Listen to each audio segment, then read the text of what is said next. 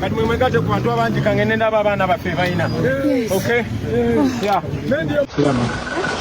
Batusazeeko baagala obudde buzibe batukoleko obulabe. Baagala obudde buzibe batukoleko obulabe. Bakutte abaana batalina musango, bannamawulire, abawala bagaba flyers n'ebirala ebifaanana bwe bityo. Naye tewali kubo yayogedde ku bagunzi ababadde bambadde t-shirt za Museveni abatulumbye ne batukuba. Okay? So kakati bali mu kutupa bali mu kugamba nti ate ffe okubeera nga tutambula nga tugenda gye twali tugenda gwabadde musango. Okay? Ekyo kya buswavu nnyo. Museveni should be ashamed of himself. Byabakama, Mr. Byabakama, you've not come out to talk about the attack. You've not come out to talk about the attack on us by people wearing yellow t-shirts, by people protected by police. You've not come out to talk about that. Cameras showed Muchibi, a police officer, and a group of officers escorting criminals to attack people, throw stones at us. You've not talked about that, but you had time to see when I was going to buy maize and you talked about it. Museveni himself, the criminal that he is, he has not talked about that. He has not talked about the tribal sentiments. He has not talked about the attack in Chiruhura, but he's talking about me and my wife waving to people as if it's a crime. These people should be ashamed of themselves. To all of you Ugandans, you see what is happening. To the international community, you see what is happening. Dictator Museveni, who has been in power for 40 years, is reading from the same book that all dictators do. Now look what they are doing. We were heading for a rally, waylaid us along the road, beat up our people, pepper sprayed us, and they've arrested dozens of our people. Should be ashamed of yourself, Museveni. Should be ashamed of yourself, Uganda police and the military. And Mr. Byabakama, we want you to come out and pronounce yourself.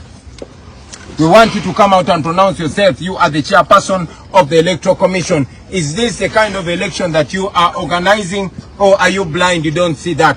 You were able to see me in Karamoja buying maize, and you complained that my buying maize from a street woman was not part of my campaign.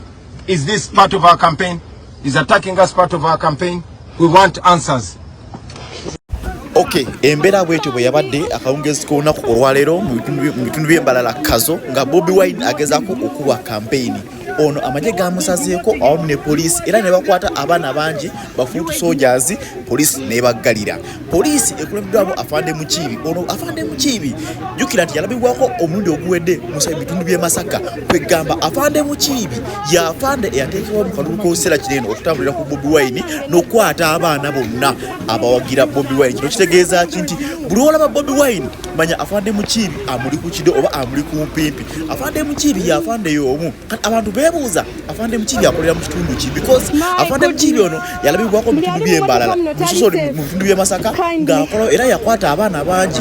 Bobi Wine wali ngali musaidize e Masaka teyakoma okwo bwe bali saidize eri Arua waggulu Bobi Wine ngali ku West Nile era Afande Mukiibi yalabibwako mu video nga neyo gyali era yakwata abaana bangi abawerako ne ku mulundi guno eno nga bali saidize eMbarara Kazo Afande Mukiibi y'omu alabiddwako era ng'akwata abaana bangi. Kitegeeza ki poliisi eyasindikibwa ku mulundi guno otuusaako obulabe ku Kyagulanyi. Poliisi eno ekuduumirwa omukulu Afande Mukiibi akunjagala okategere bulungi nnyo. Bobi Wine abadde ali Mbarara Kazo bakutte abaana bonna nga bawulidde byayogedde wammanga awo nti abaana bonna okuli abaana abafuutu soldiers n'abaana abagaba flyers bonna poliisi bakutte era nebaggalira. Kyokka ate n'anenya Electoral Commission olw'obutavaayo kwogera ku bigenda mu maaso mu ggwanga ate nayogera ku nsonga ezitagigasa era ezitaliza amakulu. Wetegereze abaana bangi bagobeddwa, bakubiddwa emiggo, amasimu gaasiddwa, kamera zaasiddwa. Jjukira nti baana bannuuku bafuutu soldiers bakozesa kamera ng'ekyokulwanyisa, kamera zaabwe zaasiddwa. Yes, abasirikale babakubye, abaana beekwese mu nsiko, abaana beekwese wansi w'emmotoka. Poliisi bakwasizza maanyi na kifuba. Ffe nga bannamawulire tuvumirirwa ebikolwa nga bino eno kwegamba eddembe ly'obuntu, eddembe ly'abannamawulire lityoboddwa. Uganda baka batubuulire ddala ddala bwe banga campaign ziri free and fair. Why? bakwata abaana ba NUP jukira nti yesterday olwaka video ngendo kutera waggulu awo balaze abaana ba NRM abaana t-shirt za yero nga bakuba abaana ba NUP yes nga bajo n'ebipande naye ebyo police tebyogeddeeko police tebinyonyoddeko wadde electoral commission okuvaayo obako kyebyogerako rather olunaku olwaleero etaddewo amaanyi mangi okutuusa ku baana ba NUP obulabe otegereze video ngenda kukuwa part eziddako wekuumireko beerako tovaako ekisooka kansooke ntangaze bulungi nti tetuyodde buli muntu naye police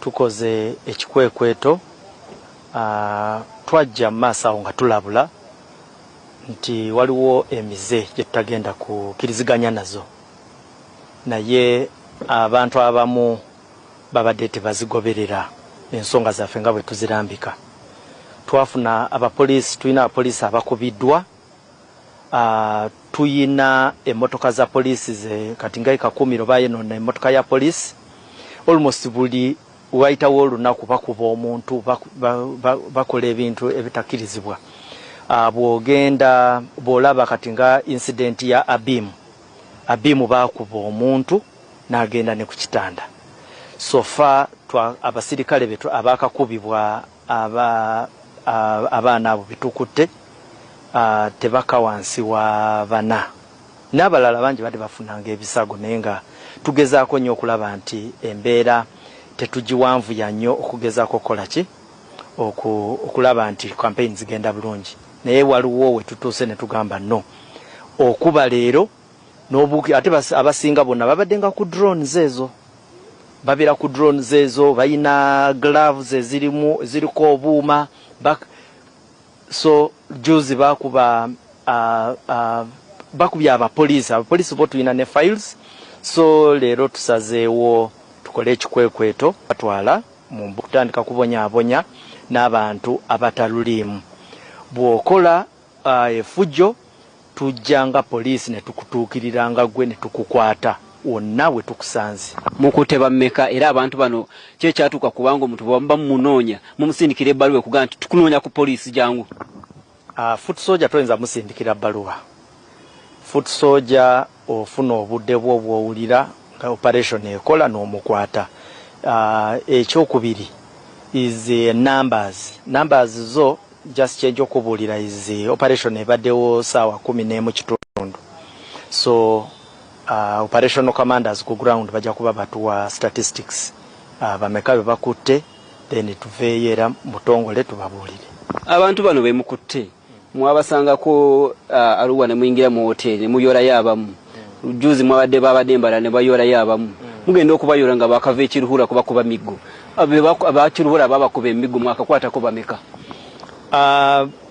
ngabo bwe waliwo yakubibwa alope polisi weeri babuuze waliwo omukubo yenna yaloopye omusango gwonna kyogamba ebyali ekiruhura temwabiraba mwina we munoonyereza mwina we mutuuse mu kunoonyereza oba ebyaliyo byo byonna temwina kyemwalaba ebyali ekiruhura okunoonyereza nako gyekuli kubanga polisi yapikinga interest naye bw'oba oyina omuntu usongako olunwe nti yoono kwatagana ne polisi ffe kyetugamba kyokka totwalira mateeka mu ngalo that's kyekyo